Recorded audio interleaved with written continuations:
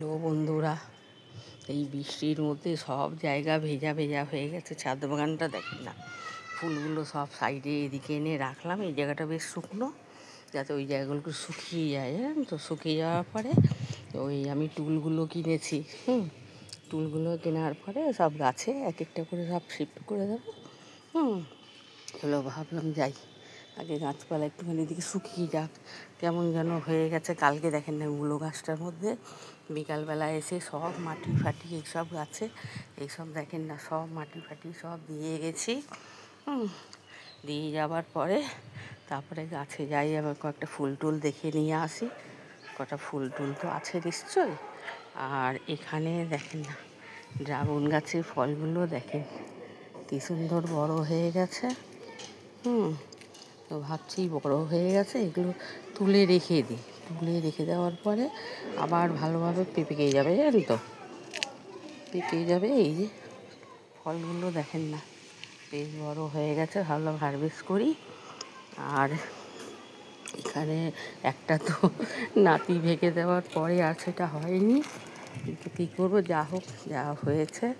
আর এগুলো ফলগুলো তো এখন তো অক্টোবর মাসের শেষের দিকে, এখন তো সেরকম আর ফলগুলো বড় হবে না, আর হবেও না। এই হলো আমার লাস্ট ফল।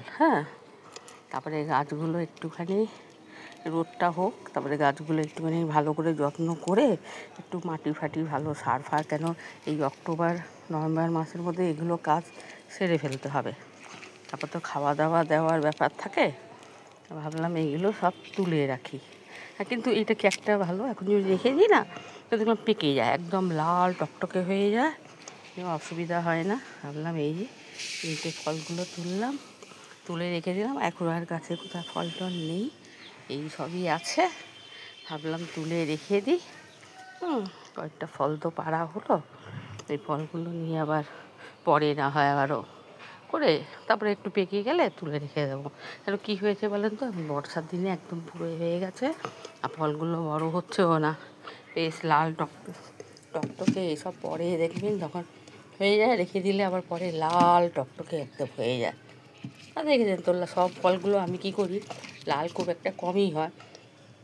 এখন পাখি ফুকি আসে না, আর বলেন না, ভয়ের মধ্যে তো আমি সব সরিয়ে নিচ্ছি, জানেন, সব এক একটা করে সরিয়ে নিই।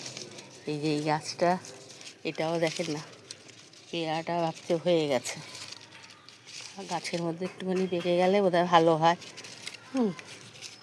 এই পেয়ারা গাছটাও দেখছি হয়ে গেছে, দেখেন না, পাকার মতন হয়ে গেছে, এ আর বড় হবে না। ভাবলাম এগুলো তুলে রাখি।